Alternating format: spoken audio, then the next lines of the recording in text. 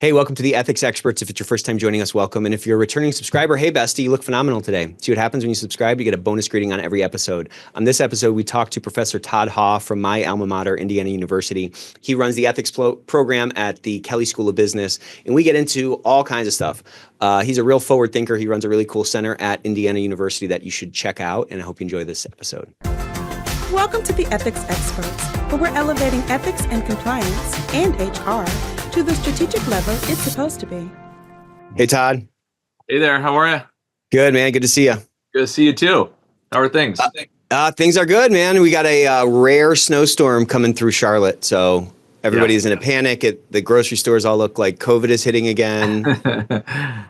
Yeah, we have that as well. We had about 15 inches over the last couple of days, and we got another 3 or 4 coming today. So it's a little nuts here. Yeah, beautiful. Well, we got connected on LinkedIn. I saw a post somebody shared of yours. You're kind of famous for, always sharing what you're reading. Yeah. And I saw that you run the program at my alma mater. So I was excited to get you on and connect with you, man. Yeah, likewise. And before we get started, how's your health and how are things? Good. Look at that. Look at that range of motion. I'm getting it back. I can check my blind spots again. That's crazy, which is great. Yeah, it's crazy. It was a crazy. I mean, I can't imagine going through that, but you were, sort of documenting it and doing these type of things while you're also dealing with that is pretty incredible. So I'm glad to hear that things are all going. It's going well. Yeah, I appreciate that. Yeah, the holidays were kind of extra special this year because they could have just been so different, Yeah. So how did you get into this game, Todd? So I started my career as a practicing attorney. So I practiced white collar criminal defense work in Chicago for about a decade before I got into academia. And so, represented everybody from like CEOs to secretaries, basically, and really got interested. That was kind of my first foray into understanding why good people do bad things and how that affects an organization and what the, really serious consequences of that can be down the road. So was that an area that was interesting to you when you were in law school, that you're like, I really wanted to get into that? Yeah, I was always interested in criminal law. I always thought I would be, a prosecutor, defense attorney at some point. And then I took a white collar crime class, and that was kind of like the perfect fit of my interests. A little bit of business, a little bit of psychology. Obviously there's the criminal component. And so, I got interested in that, doing litigation for sure, but then focusing more specifically on white collar crime. And then the first job I had out of law school was at a boutique white collar firm in Chicago. So it's pretty much all we did was represent, people involved in the criminal justice system from a white collar side. So what kind of stuff was that? Like, that must have been so interesting, right? I mean, you said you did that for a decade. I bet you have 1,000 stories from that. I have a lot of good stories. Some you can't tell because they're not public, but listen, Chicago is if you're interested in white collar crime, Chicago is a good place to be. So it's that's the hotbed. Yeah. So we had a lot of public corruption cases, but also a lot of like run of the mill, financial accounting fraud type cases, things like that, false statements, the typical stuff that happens when business people there's economic wrongdoing and, people get interviewed by agents and lie and things like that. And those are all crimes, of course. And so, we worked on, a bunch of the governors of Illinois, have been in trouble over the years. Oh, yeah. Yeah. And so got to work on some of those cases, stock options backdating cases, Clean and Air Water Act, violation cases, anything really with like an economic context to it in the federal system as well. So so that was kind of my introduction to this whole area. So when you were doing that, like, what was the general mix of like just a sociopathic, like wicked person versus someone kind of acting out of some like external pressure? I mean, are those kind of the two big buckets? So if there is the bucket of the sociopath, like we think about that, like the truly evil person, conniving, twisting his mustache guy. That person, in my estimation or my experience, is very, very, very rare. like Right. few and far between. And actually it was kind of one of the reasons I think on the academic side, I wanted to understand and study this more, because the kind of popular notions out there of like wrongdoing and why people commit crime and why people commit white collar crime, like didn't really resonate with me in terms of what I was seeing on a day-to-day basis. So, I would have clients that came in and, they'd be portrayed in the news media as greedy and evil and conniving, like you're saying. And I was talking to a person who was like a really, nice person to talk to, who had a good family, who, had, was well educated, knew right from wrong, was a good churchgoer, a good whatever, in like all walks of their life. And then in this area, one particular area, they did something unethical and oftentimes illegal. And like, I was trying to understand that dichotomy, that duality of people. Yeah, because you're kind of taught that it works one way, and then with your own eyes, you're seeing something that seems in total contradiction to it. Yeah. I tell a story about, the client. We had lots of high profile clients over the years in the two different firms that I was at. But the client that had the biggest impact on me was just sort of like a run of the mill guy, had a kind of a consulting accounting practice, and committed bank fraud. He got pressured by a friend and allowed his friend to kind of use a bank account that he had control over. It's illegal. You can't do that. Right. But this guy was a great person. He still is a great person, and he just, Right. he took a step that he probably knew was wrong. And then, sort of that continues and you sort of cover those things up, and then you find yourself in real trouble. And that is, I think, much more common in this space than the person who sets out to, rip off the little old lady, or the, even someone as evil as, Bernie Madoff. Bernie Madoff didn't start out trying to rip people off. I mean, he had it was like this company. little decision. Yep. It was a little decision, and then it started to snowball, and then before you know it, this titan of, this pillar of Wall Street is taken down like that, Yeah, absolutely. And I think that's actually a really important thing. I talk to companies a lot and talk to company leaders. I think we have this sense that we can pick out those, those bad people or those bad apples in our organization, and we can get rid of them, or we would never hire them in the first place, right? Because, yeah, exactly. Because we're good people, and so we're going to surround ourselves with other good people. And you realize that that's kind of like an antiquated way of thinking about the human nature and the human condition, right. And certainly wrongdoing in organizations. Yeah, it's kind of that kind of, well, there's good guys and bad guys type of binary sort of black and white thinking. Yeah. So I wish it was that simple. I wish it was that simple. Yeah, that'd be great. Here, fog this mirror. All right, you're out. Exactly. So walk me through that sort of decision point, that sort of crossroads you went to, because you're doing this criminal defense or white collar criminal defense work. You start seeing this sort of contradiction, or this, this difference between what you're taught and what you're actually seeing. And then at some point you got into academia, and you said, like, this guy, this contradiction is what really drove you to kind of learn some more about it. So what was it in particular? Were you like, hey, I just want to kind of like unpack this and understand it more? Or was it like, I want to come and do research to get a sort of better answer versus that sort of black and white, picture that we were talking about? Yeah, I think it's a little bit of both. So a lot of people leave full-time law practice because they hate being a lawyer. I was not that person. I actually enjoyed being a lawyer. I had really great experiences, but you kind of project your life out 10 or 15 years, and you're like, all right, I'm going to be kind of doing the same thing that I'm doing now, just maybe in a different capacity.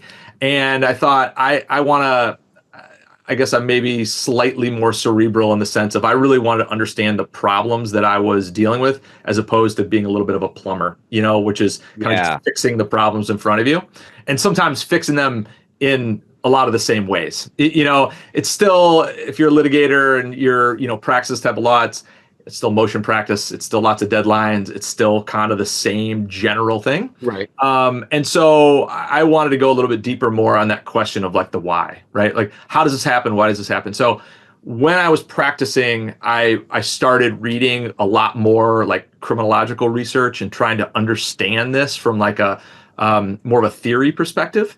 Yeah. And then I transitioned. I did a little bit of, I did a stint at the Supreme Court as a Supreme Court Fellow for a year. And so I was doing kind of like economic crime policy.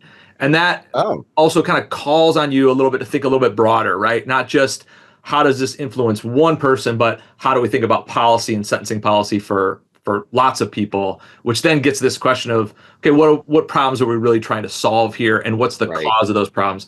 And then when I transitioned into academia, my work was certainly in the beginning was all about like these theories of behavior. And then as I transitioned to a business school, because I spent a little time in law schools, but when I got to a business school, that totally opened up my eyes of like, oh wait, it's really the context in which this is happening in companies and organizations that to me felt like the real front lines of this problem that I was interested in understanding. And that's when I got really interested in to think about compliance as like a field. So like that, like criminologist reading you were doing was really probably talking about the wiring of a human and why they might make a decision. But it seems like as you kind of got into this field a little bit more, you were like, it's really just human plus like business context or like situation or something. Yeah. And I think, criminologists certainly are thinking about those things, but first of all, there's not as much criminological theory focused specifically on white collar offenders. It tends to focus on, I'll use this term, I don't love it, but like a street offender, you would call, but and there's a bunch of theories about why people do what they do and why people commit crime that I don't think like match up super well with how we think of most normatively sort of law abiding folks that navigate their way through organizations, right? I mean, what's an example of that? Of that thing. Yeah, so there's all kinds of theories in criminology about like, your background and the strain that you have on your situation. A lot of it has to do with scarcity of resources and things like that. Yeah, and there is certainly something to be said for that for white collar offenders. But when I look at the theories, the one that resonates with me the most is rationalization or neutralization theory, right? Which is basically like, I have opportunity, I have pressure, and this becomes the fraud triangle, which lots of people have heard about, but it gets kind of repackaged that way. But I have opportunity, I have pressure. And then in order for that behavior to actually go forward, right, for me to have that link between kind of like a way of thinking about an unethical act and actually have that occur, I've got to rationalize that behavior. I've got to come up with an excuse essentially that says it's okay to do this bad thing, and while I could still hold myself out as a good person, right? Yeah, I mean, we are just rationalization machines, right? Absolutely. I mean, that's kind of the point. So you figure out some way to kind of fix the frame so that you can sleep at night and say, okay, I'm not that bad of a person.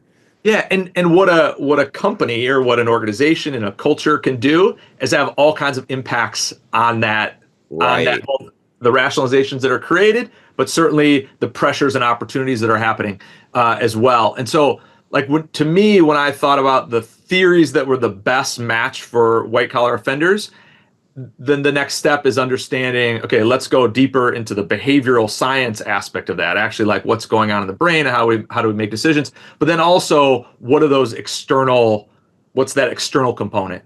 And that's culture and pressure and things like that. Totally. Yeah, because like that rationalization can either happen in the laboratory that is your brain in this sort of sterile environment, right? But that takes sort of extra calories in some sense, right? You have to sort of like create that out of nothing. Or you can look around and be like, oh, well, everyone's doing it. Or look at how those people have rationalized, and you can sort of outsource that rationalization and just plug that into your own behavior, And I think that's the much more common way that happens, is most people don't sort of conjure up these things on their own.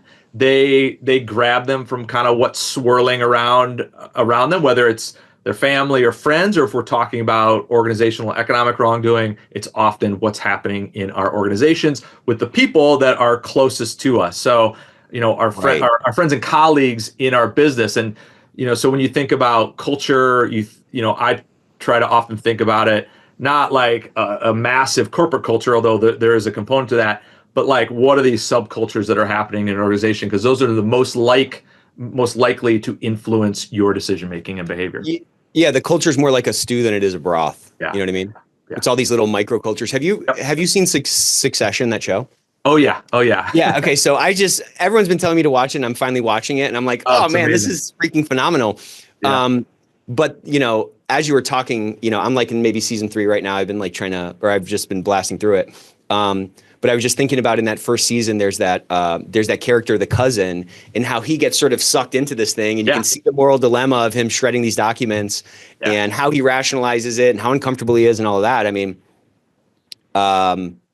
it's probably, on balance, it's probably a lot more like those types of situations than someone like we were saying, twisting their mustache and, Yeah. And I'll just, relate it back a little bit to kind of my legal days. It's like, people sort of ask me like a similar question that you asked, which is, well, how many of these people are actually guilty or something like that? And I'll often say, well, all of them were probably guilty of something. There wasn't always necessarily what the government said they were guilty of, but the point here is there's usually a moment where someone has a pause about what they're doing, right? It doesn't necessarily mean it's illegal, but they probably know that it's wrong. There's some aspect of wrong, okay? There are times probably when the culture is so strong or a person is so young or just entering a new culture that they don't really understand, that it's totally blind, totally blindsided. Yeah, sure. But I think that's probably fairly rare too. I think most of us have a pretty good moral intuition about something's off here. And then the question though is, what causes the person to sort of pass that line? And then if that's the case, how do these little steps sort of keep building on themselves to get yourself down this road where you now know what you've been doing really is wrong and even illegal. And now it's extremely difficult to own up to that, because when you do, that's the moment that you now say, I'm no longer a good person, right? You're confronting that yourself, and that brings in all this external loss that you will face. Reputation, which you were trying to avoid. Exactly. Yep. Reputation, your job, your family, your loved ones, right? Imagine telling your spouse, and I've had clients that have had to do this, of course, right? That, hey, I've been committing a crime for the past 5 years or 2 years, or I did this and this is illegal. Like, I need a lawyer. I might go to jail. I mean, that is an extremely difficult thing to do. I mean, just understand it from a human to human level, whether you're talking about some big crime or not. And a lot of people sort of pretend like, oh, I could do it. I would do it. I'm ethical. The answer is it's very difficult to do. Well, it's just this chain of like marginal decisions. And but for the moment when you're actually saying it, you're kind of making an implicit decision to not say it every single moment. So I think that's every subsequent moment is easier to not say it, right? Because I have a longer chain behind me. You know what I mean? Yeah, I think that's a really good observation. And you're right. It gets easier and easier as time goes on. And there's a million examples of that. But I saw that, all the time in law practice. And I think that aligns really well with behavioral ethics research, behavioral science research out there that would suggest the same.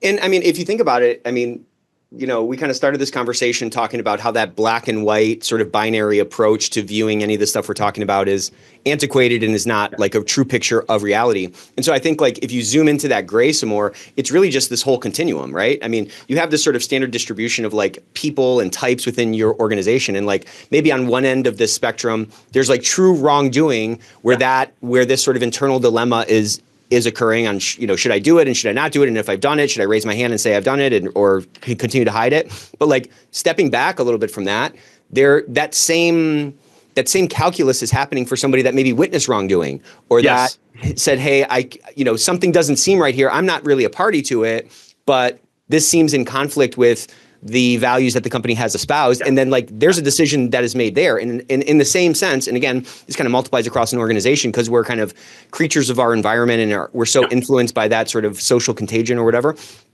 Once you make the decision to not speak up, you're not constantly revisiting that decision. You're not constantly revisiting the decision to say like, should I ask or should I not ask? And so that creates such like a massive opportunity and a massive threat for an organization to like either do something or not do something with this asset. I think it's an asset that is the culture, Yeah, I think I think you're absolutely right. There's going to be some points, right, where these things become really salient to whoever we're talking about in that organization. The wrongdoer, the person who is going to speak up, or even really, a leader who has a moment to reinforce or not reinforce an idea around ethics or culture. And so, what we can think about doing, or hopefully, is where can those moments happen? And so, where can we use that opportunity?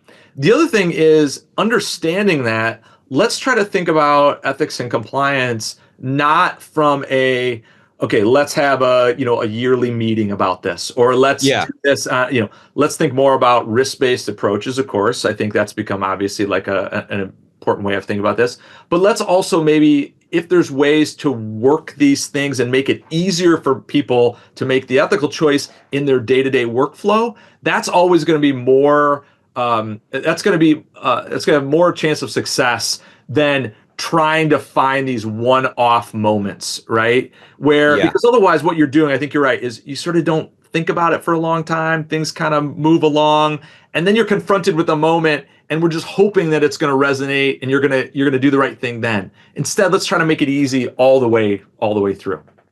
And so what do you think that is? Are those like, this is going to maybe sound stupid, but like, are those controls in these different situations, or is this more of a posture that an organization should sort of push out to the organization? Like, what do you think is a stronger approach to this thing?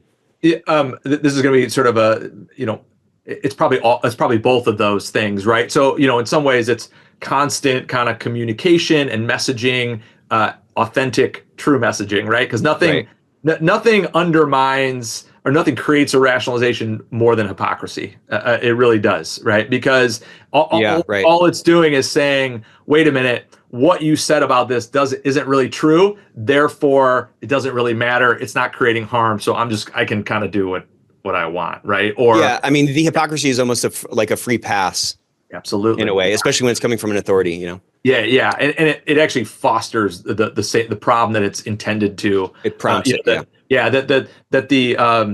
the performative aspect of compliance, or the leader that says do this but then does something different, right? That just creates a space for rationalized wrongdoing. But if we get authentic communications and it's constant and it's embedded into what we're doing all the time, that creates, like, to me, this kind of layer, right, where I might be confronted with the opportunity wrong, and I'm sort of weighing this sort of rationalized wrongdoing, and at least that's in my mind because it's kind of infused in the organization. Okay, so that's one aspect. The other is, on the controls thing, is let's try to think about smoothing the path to doing the right thing, as opposed to you do the wrong thing and we've caught you, and therefore let's try to deal with it after the fact. Let's try to figure out ways where we can remind you of the rules, where we can give you the most opportunity to do the right thing. I just think, like, the behavioral science literature is pretty, like, if you just take it at a very high level, it's like we make decisions really quickly. We're not often thinking about them. We tend to be blind to a lot of ethical decisions. We tend to underestimate our own ethicality, right? And so we've got to make it as easy as possible. At least that's the mindset you want to have. It's not, I'm not saying this stuff is simple, but that's the mindset you want to have. Yeah, like if water's going to flow downhill, let's not try to make it flow uphill, type of a thing. Yeah, absolutely, right? Or let's not try to, dam it after the fact, right? Yeah, exactly. Because it's already, and then the problem is, unless you get the monitoring and the enforcement component like just perfect, which is not easy to do, the other people in your organization are seeing a type of hypocrisy, right? Where, yes, there is enforcement, but if it's not done right, it's either too heavy-handed or too light. That creates other problems. And so, we gotta think really hard. If we can get it before it happens, it's going to be much, much better.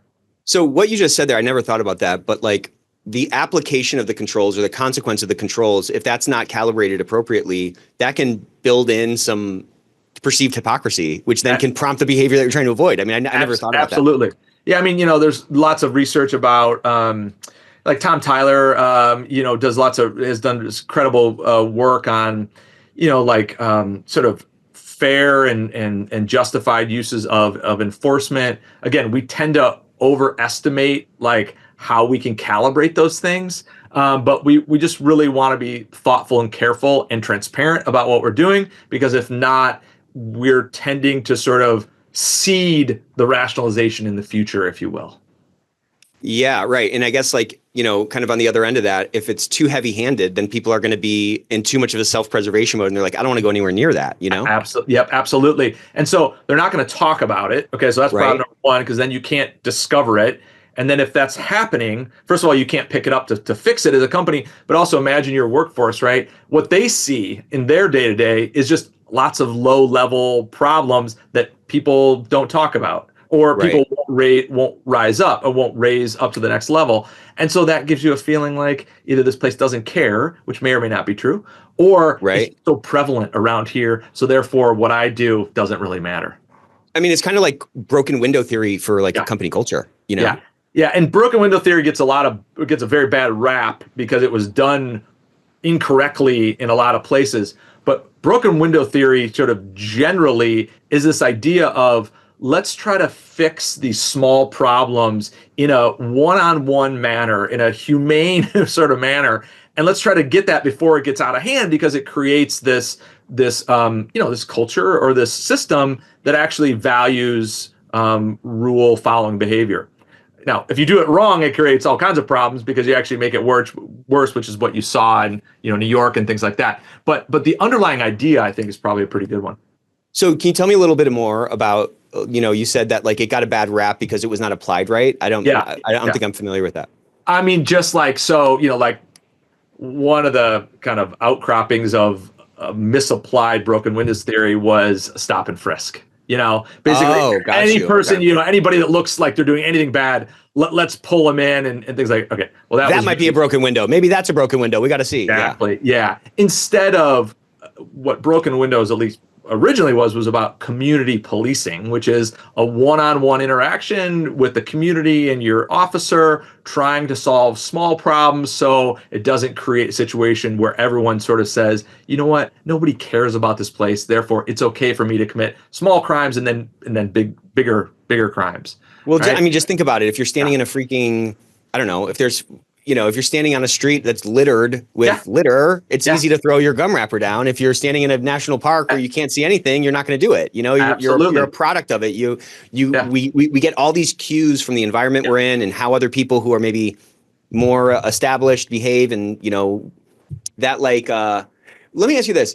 How long do you think it takes for someone when they come into a company to like feel comfortable that they have a clear picture of the lay of the land? Do you think that that's a 9-month thing? Do you think it's a month thing? Or do you think it's an instant kind of impression thing? Like, what do you think it actually is? Boy, it's a really good question. I don't know if I've seen any research on that. There could certainly be out there about like how long it would take a person to form an opinion about a culture at an organization. If it is, if someone, in your audience and if anyone is watching this, I'd be happy to see it. I have a feeling it's a lot quicker than we think. I think you're right. Yeah, I think in a very short time, you've got a pretty good sense of what, quote unquote, what's really going on here. And the tricky thing is a lot of that is about individual perception, right? And so it might not be entirely accurate, all right, so we'd have to think about what can we do to change that perception and make it accurate. But I think human beings are very, very good at picking up cues. They're not always good at, the accuracy of those cues are not perfect, right? Again, looking inward, we're not always that great about that. We tend to overestimate and overestimate our own abilities. But getting a social lay of the land and understanding, we are pretty good at that. We're attuned to that. That's kind of like the makeup of the human condition. Yeah, I think like accuracy notwithstanding, our reliance on those impressions is extremely high. Absolutely. Like we will let those impressions govern us. I think you're right. And maybe what we're really talking about is just like an impression. Yeah. Right. Like, because you can't really define a culture. You can't draw it. You know what I'm saying? Like, it's not a physical thing, of course. But like my impression of you or my impression of somebody I meet, that gets established, to your point, pretty quickly. And like, it's probably not totally accurate, but it's probably accurate enough. And it's probably, you're right, it's probably not like a 9-month thing where they're just like, well, I'm suspending judgment. I don't feel like I've seen enough. On your day one, you're picking up cues and you're starting to form, the sketch, the sort of crude, bulky sketch of the figure that we're talking about. Yeah, and that puts a lot of pressure on organizations, obviously, as they think about onboarding people and all that, and because if that's the case, right, the signals that are being sent immediately are establishing what really happened, like what's really going on here, right? And we have a lot of messaging about, in training and HR and things like that about, okay, this is the values of the company, this is what we believe in, and then very quickly people find out whether that's accurate or not, and whether those signals align with what's actually happening in my small group, with my team, with my division, with my subsidiary in my part of the world that I'm at. Does that really line up or not? And I think people make those decisions fairly quickly, and then that governs a lot of at least that sort of that cloud, that soup that they're in. So let me ask you this question. So I just find that there's like so much opportunity in like understanding human beings from like a corporate perspective, right? Like if I can actually understand human beings and I understand how they think, like you were talking about, essentially system one before, that we make all these, these sort of impulsive decisions that are kind of below the surface. And while at the same time we think we're these sort of logical, like robotic, machines, we're not. I wonder, I guess I don't think companies in general like take advantage of the influence that's available to them in the minds and hearts of their employees as well as they could. That's like my broad sort of statement. My question is why? Is it because it's hard? Is it because companies don't see the opportunity in sort of fostering this culture because that's going to translate into enterprise value if we can get it right? Like, is it that? Or do you think it's also maybe perhaps a factor in the fact of how our economy has changed over the last 50 years, say? 100 years ago, industrial economy, I mean, let's say even up until, let's draw a line at like the year 2000 to say okay, now we're kind of getting into a knowledge work economy where like the people element is so much more important than like the machine element, you know what I'm saying? Do you feel like it's just like, well, we're just kind of new at this and we just haven't figured it out yet? Or do you feel like it's just so hard to actually, make those connections happen on the individual, employee level? Do you understand what I'm kind of getting at? I do. I mean, listen, it's a complex question. There's obviously a lot of drivers to that. Let me give you a couple thoughts on why maybe companies aren't appreciating that. So first of all, the academic fields on which this is based, and certainly the popularity kind of in like business culture, it isn't that old. Okay. I mean, if we think about behavioral science, really understanding like the drivers of behavior, okay, we can kind of go back to we can go back a long way if we think about like Skinner and Freud and stuff like that, but really like in mainstream, understanding, it's really like the 70s or 80s when that stuff sort of picks up. And really, like super popular culture is probably like, 2008-ish, right? That's like when Fudge comes out. So it's not like we've had this massive long history. Good point. In ethics and compliance, it's even shorter, right? Because we've, for whatever reason, ethics and compliance and maybe HR in some ways, but have sort of like isn't as quick as some of the other areas.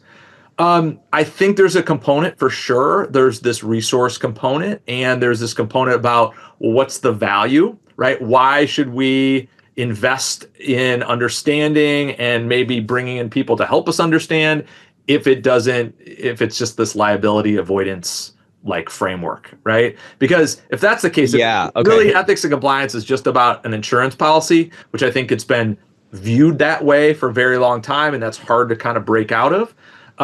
Then we want to understand it, but we really only need to understand it just up to this level because that will help get a regulator off our back if it happens. Okay. Yeah. Like how well do you have to understand the airbags in your car? And also you're not buying a car because of the airbags. You know what I mean? Right. And I'm trying in some stuff that I'm doing and my colleagues are working on, trying to change that narrative a little bit about like there is a real value to compliance and it's a value not just in liability avoidance. It actually can have kind of an offensive component, a real value proposition. Okay. So I think that's a component too. I think it's also who is determining what is focused on. So compliance for a really long time has been led by lawyers, right? And there's lots of good reasons why that's the case. not that many lawyers are like, this isn't a natural way that they think about things. Okay. I mean, I think it's getting better. It's changing over time, sure. So I think that's one component, sort of like who's asking the questions, right? So if you got a team Yeah. of behavioral scientists and psychologists and data scientists, and yes, lawyers too, but if they're asking those questions, it's a little bit different than a former prosecutor or a former regulator. Yeah. I have a very legalistic way of thinking about this that tends to be a very logical way, and also, is still sort of an economic kind of frame. Correct. Here's an incentive that should get someone to do the thing that I want. Here's a punishment that should get someone to do the thing that I want, right? Because who wouldn't do it, right? You'd be crazy not to, because you're going to get punished, okay? Right. Just establish that actually doesn't really drive behavior all that well, and there's all kinds of studies that would show that, right? And then the other component here is I think companies are very good at this, certainly some companies, right? You look at a platform company, you look at a tech company, they know all about how to influence consumer behavior. And Exactly. marketing is externally they're great at it. externally incredible at it, okay? And frighteningly good at it. Yeah, exactly. Okay. But for whatever reason, we have decided not always to turn that lens inward to make our companies better and more ethical. And we tend to think about it in productivity, right? That's where the lens gets turned, but not so much in rule following behavior, ethicality, values, and culture. And so I think that shift is happening, but yeah, that lens has not gotten turned quite yet. So that shift, why do you think it's so hard? Right? You said, well, it's kind of, it's just, to the extent it's part of the conversation, it's sort of like denominated in productivity gains. Yeah. Yeah. But I have found those productivity gains to really be based on like efficiency gains. Yeah. Yeah. As absolutely. opposed to like, I mean, if you think about the motivation triad, people do everything for three reasons, right? To avoid pain, to like essentially gain efficiency, or to like gain pleasure, kick more ass, get some benefit, right? Yeah. And so it seems like the conversation really is focused from an insurance policy perspective on the pain avoidance, regulatory, like not getting sued or something like that. And then to your point, it maybe is focused on efficiency, productivity gains. Do you feel like that top piece, which is really in my mind, the biggest motivator on why why we buy the clothes we buy, and most of our actions, I think, are really driven by that pleasure-seeking thing. Yeah. Hopefully, I'm not saying too much about myself there. But do you feel like that's not part of the conversation just because this thing we're talking about is just kind of maturing and it might kind of like rise up to that? Or do you feel like that because this is harder to quantify? Yeah. Do you feel like it's that? I was going to say, I mean, my initial reaction to that question is, I don't know that we've been good at figuring out the metric by which to judge that. Yeah. And if you don't have that metric, then, just from like sort of a corporate standpoint, it's hard then to incentive, it's hard to give an incentive that then allows the person to feel that good or that that positive or that benefit, whatever it is. If we haven't really figured out exactly how do we measure that and how do we put it into quantifiable terms. I mean, I also say there's also this difficulty in, from an individual standpoint, loss and like fear of loss is like can be a huge driver. But that can often, like, it doesn't translate always to what the corporate, the company's sort of level of loss is, so we always have to think about kind of like the difference between those two places and how it might change. So I guess what I'm not being very clear, but what I'm trying to get at is a company could think about, hey, listen, what happens here, I could invest in to stop it. But in the end, this is a very small problem in all the problems that I have. Totally. And the ultimate impact on our business is probably fairly low, right? Of all the things that we got to worry about, competition and, the next generation of the knowledge economy changing and we being left behind or whatever that is, right? So wrongdoing in an organization, it's important, but it might not be as important as that, okay? So like that's one level of thinking about it.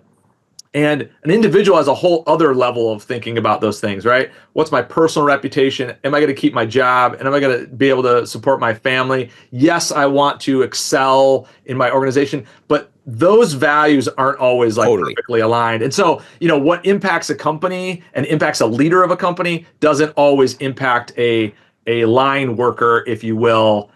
The problem is, though, the liability flows from that line worker to the company. True. And so there's always this kind of like difficulty in like, how do we make those things line up the best as possible? Maybe put it another way just to see if I'm following you, like the perceived sort of like preventative cost, let's call it that, of what, of a culture issue, whatever, or a compliance issue at the corporate level or at the leader level.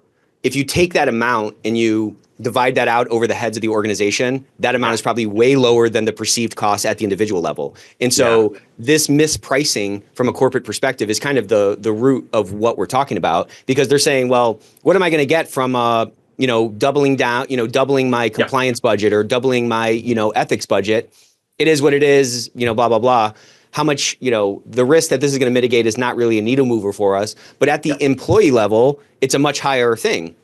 And I think, another kind of important aspect in this is, I think we as ethics and compliance people don't do ourselves any favors, and that might be that might be due to the composition of the types of, the archetypes that kind of self-select into this field. We don't do I just don't think we do ourselves any favors in like trying to make that connection and turn that light bulb, or I don't want to say any. It's just not as much as I would like to see in turning that light bulb on at the top, because it's more now than my grandfather's generation, for sure, that people care about the vibe of the company that they work in and what kind of a corporate citizen it is, and if they can feel good working there. Obviously, people didn't care that much in the 1910s when kids were falling into manufacturing machines. They're like, I'm just trying to get I don't know what they ate back then, can of beans or something, I'd imagine. But because that's 2 or 3 steps away from this decision, right? Like the culture somebody is living in is a function of like decisions that were made by leaders and by what controls they put in place and, different divisions that they've built. But the cost of not executing that well, you can't just point to it and say, like in manufacturing, if something doesn't go well, then you have a whole lot that maybe you have to scrap because there was some kind of quality problem. That's a very tangible, easy thing to identify, quantify, and fix. When it's something that's 2 or 3 steps removed, which shows up in your employee engagement rate, which is really hard to quantify, or it's showing up in your turnover rate, which is expensive, but it's kind of one of those silent costs. It's like riding your bike with like kind of slightly deflated tires or something like that.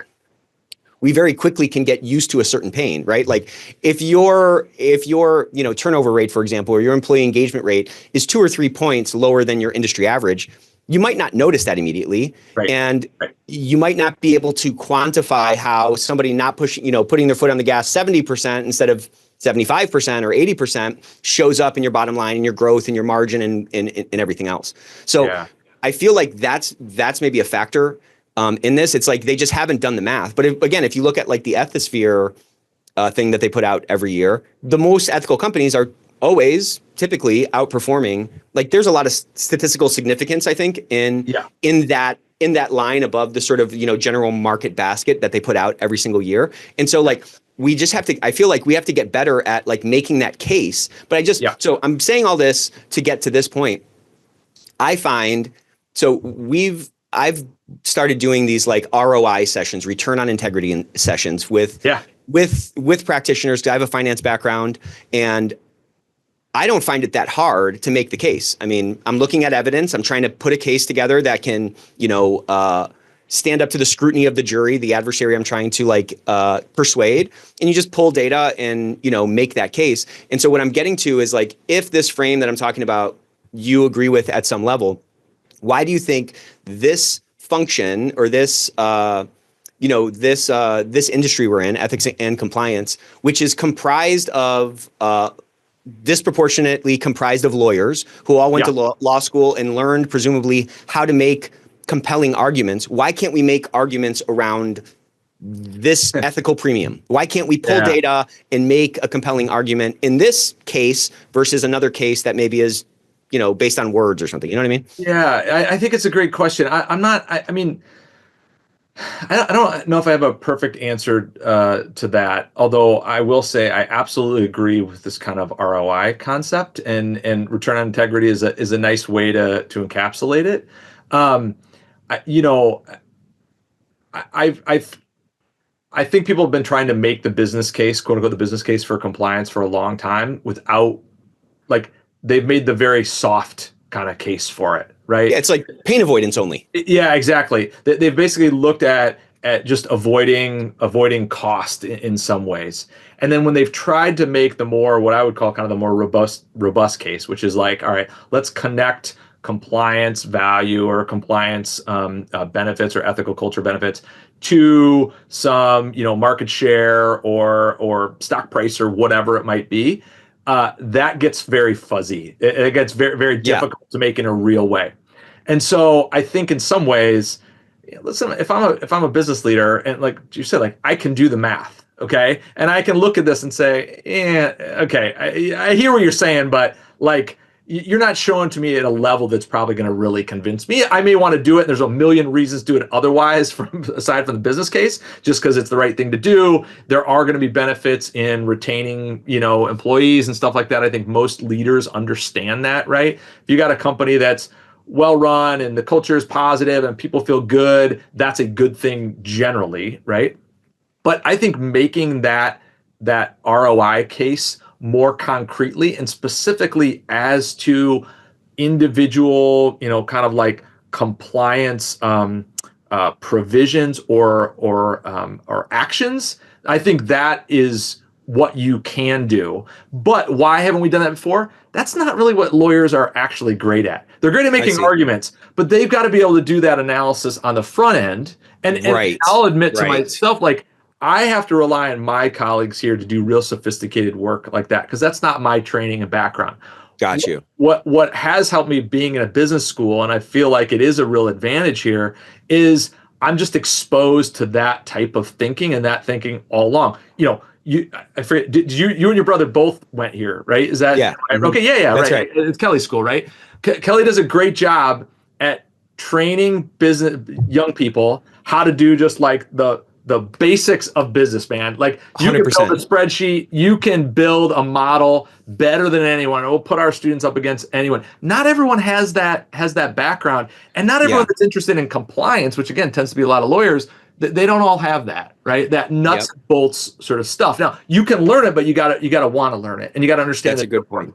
Yeah, that's a phenomenal point, because I was just kind of reflecting back to what you were saying before, when you're like, well, if you have a bunch of lawyers driving this stuff, well, they're going to ask lawyer questions. If you have a bunch of behavioral scientists, they look at the world through a different lens and they see different things, and they're going to ask those different kind of questions. I think you're right. I think the background that I have is finance, and so those numbers, spreadsheets, all that stuff, I just can see it in there, and I think I don't appreciate maybe how hard it is to see if you don't have that kind of a background. Yeah, now, and certainly people can cross over. People do. For sure. I was just at a kind of conference. Matt Galvin, is a name you may know.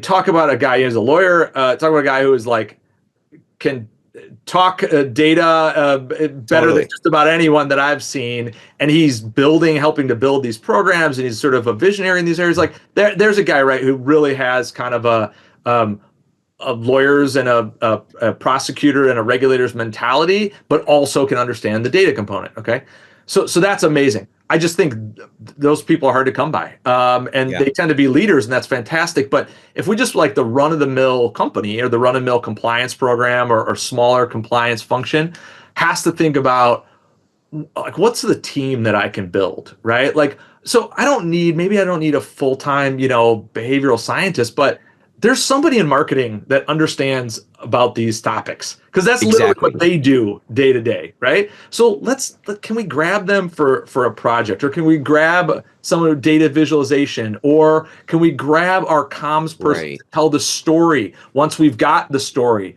to help build the argument, Like, I think we as compliance have not thought creatively enough about like what we can build, as opposed to just like, okay, I got to dot an I, or dot an I and cross a T to get to the next, get over the next hurdle that I have to face. So let me bounce this off of you. I'd like to get your perspective on it because I couldn't agree more. And I'm thinking back to this like built-in hypocrisy thing that I hadn't really thought about. I've often talked about how, kind of what you were saying, how, a company is really good with their external brand, right? Their website looks phenomenal. All their marketing sheets look phenomenal, but then they don't pay as much attention to their internal brand. Well, that's one thing, it's like, I've always visualized it as like a beach ball or a balloon. Like that has an outer surface and an inner surface. And the outer surface is what the world sees through the commercials and the website. The inner surface is obviously contains all those people. And that's the surface that all the people within the organization see. And I think there's also a little bit of a built-in hypocrisy in the way we treat our external and internal brand that can send such a different message. It's like, and I'm sure my company's guilty of this as well, because it feels like external, hey, we're all kind of part of this thing and so forth. But I think it can send that same kind of a mixed message. And to your point, there's people inside the organization that are experts in the things we need to elevate our profession to the next level.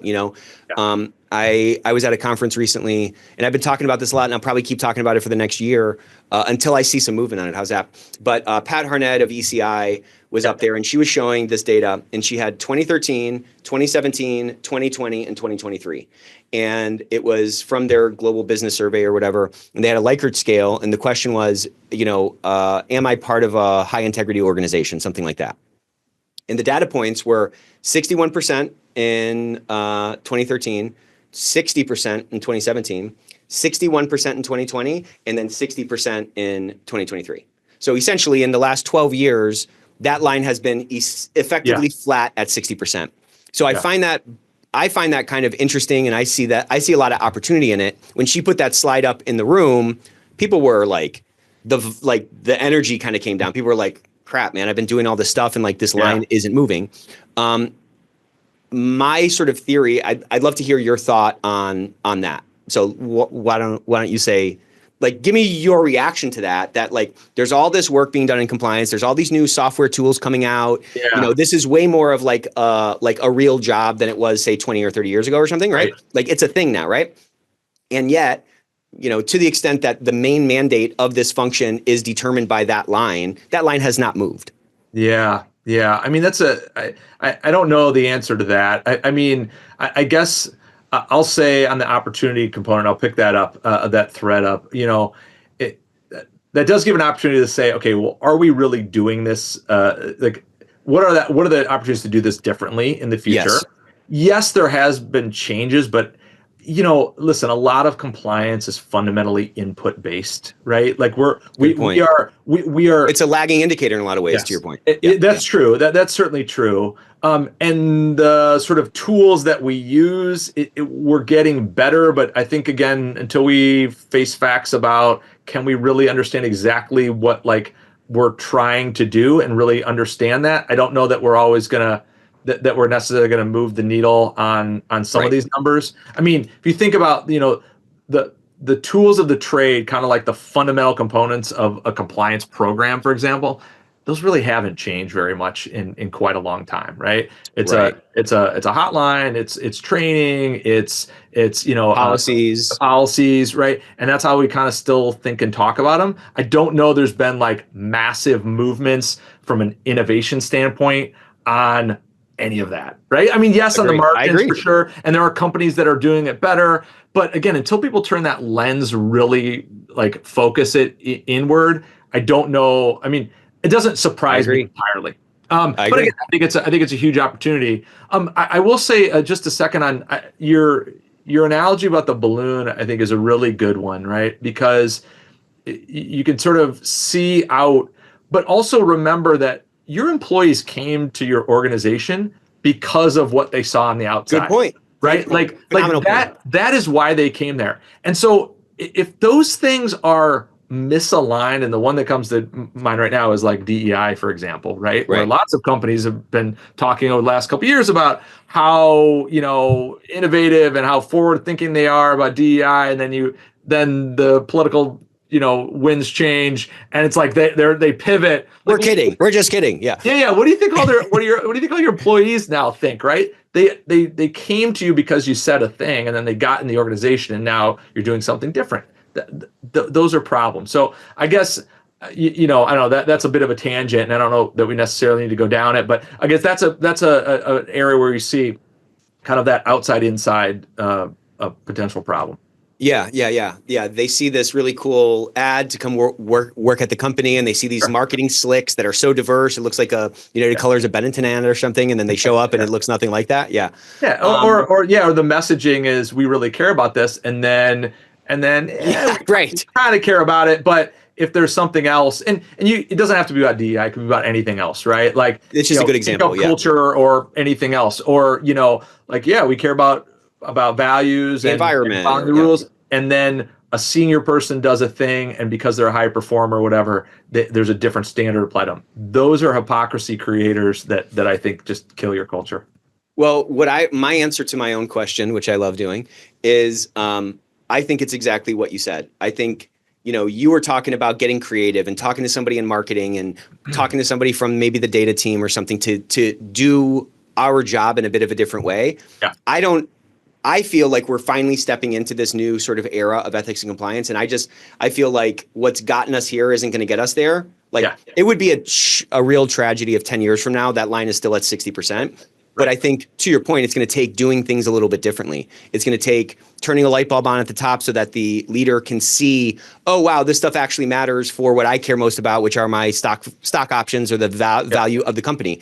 Or, I don't know. I mean, so much of our job ends up then turning into, let me just keep going. So much of our job is really, I think, driven or us being successful in our job is kind of contingent on the extent to which we can actually influence behavior in human beings. Yeah. And so then our job is I feel like in this new era that we're stepping into, of course, we're going to continue to need to know the regulations and read the DOJ guidance, but it's really about how do I apply that, and to what you said about water, like we have to guide that in the most easy way possible. And so in my mind, I can't imagine anything more important to learn about as a compliance and ethics person, or as somebody who cares about business ethics. I think the most important thing to learn is like behavioral science stuff. Maybe not the most, but I feel like if you're not reading, about behavioral science and how people make decisions and all that kind of stuff, and that's not kind of top of mind, it's going to be very easy to fall back into like our backup style, which is maybe more, lawyerly or something like that. Yeah, I mean, I couldn't agree more. I mean, wouldn't surprise you. I mean, that's kind of like all my work has usually some sort of behavioral science component. I mean, you don't have to become a behavioral scientist. First of all, you can bring people in, you can use people in your organizations, but I think it's more of like, let's have a behavioral kind of mindset, about when we're tackling these problems. And remember, this is like a Christian Hunt thing, who I know has been, on your podcast. And, just like, let's think about how human beings actually react to information and rules. And like, let's try to take that into account, as opposed to just, we're going to do it because it's been done before. And again, I'm sympathetic to compliance functions in companies because, first of all, there's a lot of path dependency. So, right, this is good point. Things have been around for a long time. There's a certain cadence to what's done, and there's certain things that have to be done. Regulators mandate it, and then the guidance that they're getting from regulators. If we want to think of just like, I tend to come at this from kind of like criminal law perspective. Listen, what the DOJ tells you, you kind of have to take seriously, even though when we read that stuff, we're like, okay, yeah, it's telling us something. But if I was going to design a compliance function from the very beginning with no baggage, I would not do it how they told me to do it. And if you think about, how did those things come about? How did the original organizational sentencing guidelines come about? It came about because a bunch of judges, mostly, and yes, they had input from business people, but they got together in a room and were like, we got to create this thing. Let's look at what's been done in the past. Okay, that's how the guidelines were created. Okay, so all they were doing is drawing on things on those past minutes, right? And it's not like pulled it all onto the path that was already there. Yeah, it's not like they said, okay. And first of all, it's been, it was in the early 90s, right? 1991, right? They didn't say, let's get the leaders in behavioral science and all this stuff. Like, I mean, yes, they did pull in experts. I'm not suggesting they didn't, because I was in that organization as a fellow for a year. I have huge respect for it. But the point is, we can't act like that's, like that shouldn't be evolving, and that should be our playbook going forward. Because, think about your own organization.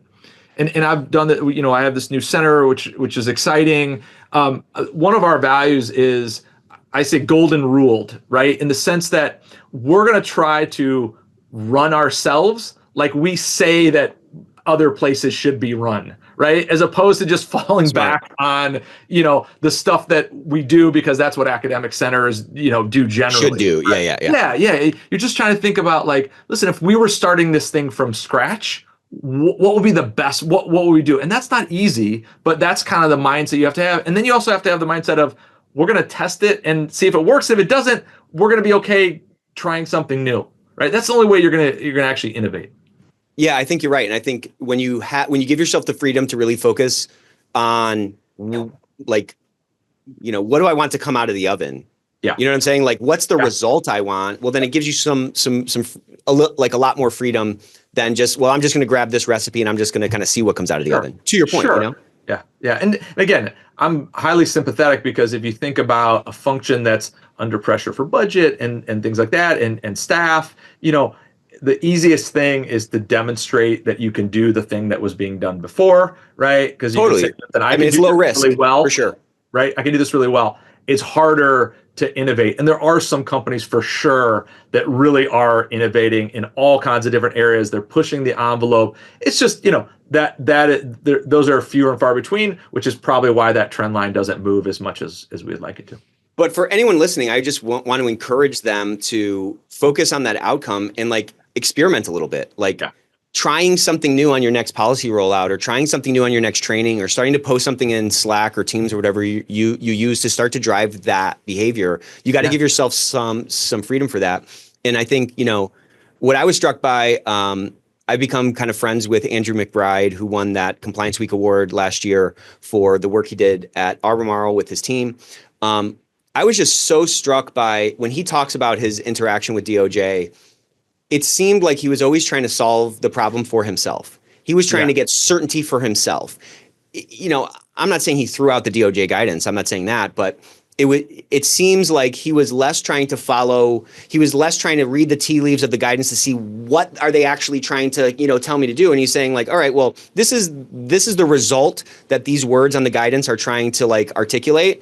Yeah. How can I get myself comfortable that we're moving closer to that result? And I think it was just the way he talks about it feels like at least a little bit of an innovation relative to, like, the fear that I hear people talk about with respect to getting in trouble, following DOJ guidance and all like that.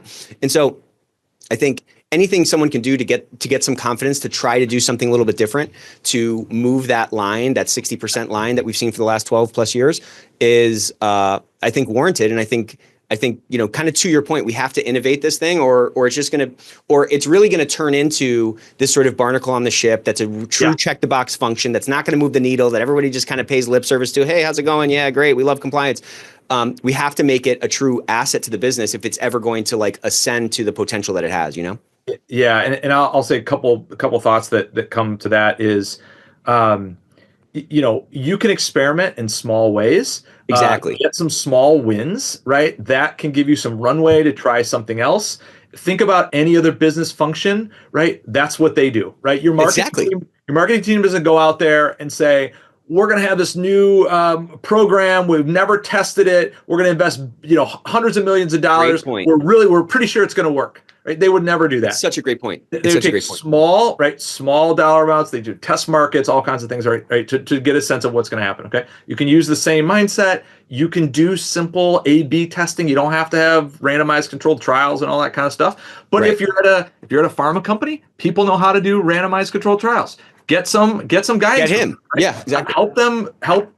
Get help from the people that are in your organization to help you to design something that's really going to matter. Okay, so that's one thing. Get a small win, then you go forward. That gives you runway. You can do more and more confidence. Yep, absolutely. And you can do simple experiments. Again, it doesn't take. You don't have to have a PhD. I mean, I don't have a PhD, but you can design a pretty simple experiment to give you some insight about what's going to happen going forward, and then you can get more sophisticated. The other thing is, the Wei Chen, who's a co-author of mine, is very adamant about this.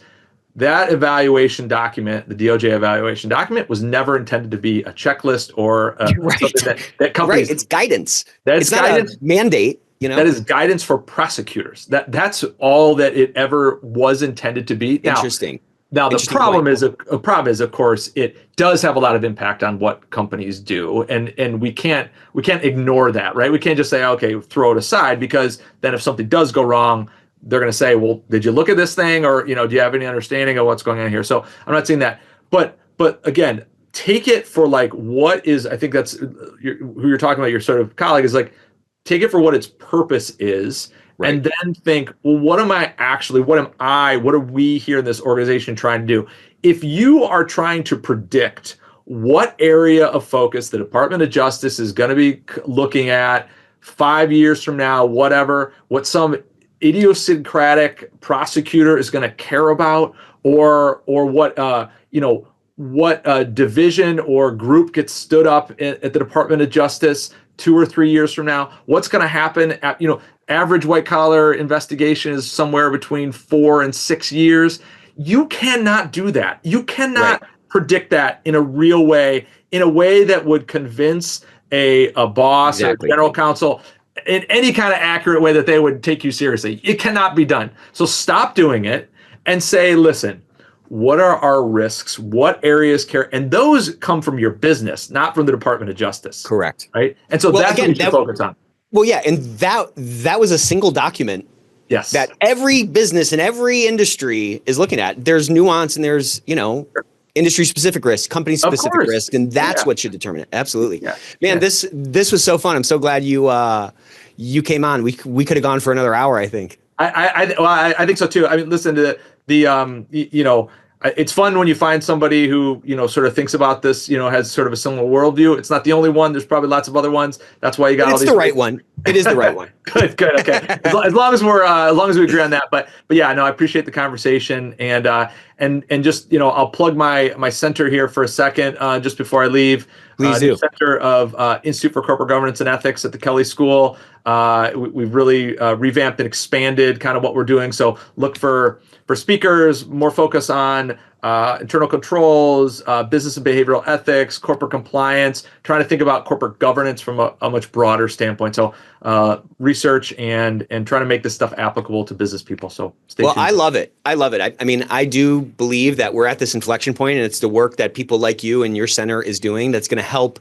give the confidence and give the tools and give the information to those practitioners that have boots on the ground to really drive the change that we see possible forward, Yeah, we hope so. I mean, that's the idea, and try to break down some of these silos between academic work and really making it actionable for business people. Because I think that's the other thing that we haven't really touched on, which is there's so much great work out there, and it's a challenge for business people. Just like when I was a practicing lawyer, I wasn't reading. I mean, I did a little bit, but it's just hard. You got a day job. You got a life. You know what I mean? Yeah. Like you can't understand every cutting edge new paper and help decipher that. But that's what a center could be, is a conduit for that, and also can be a place where we can bring people together to have these kind of conversations. So we're going to keep doing that, and I appreciate this one as well. Yeah. Well, follow Todd on LinkedIn, man. I get a lot of good information from you, and that center is really cool. So check that out as well. All right, man. Well, thank you so much. We'll see you next time. All right. Go Hoosiers. Thanks. Go Hoosiers. Yeah. All right.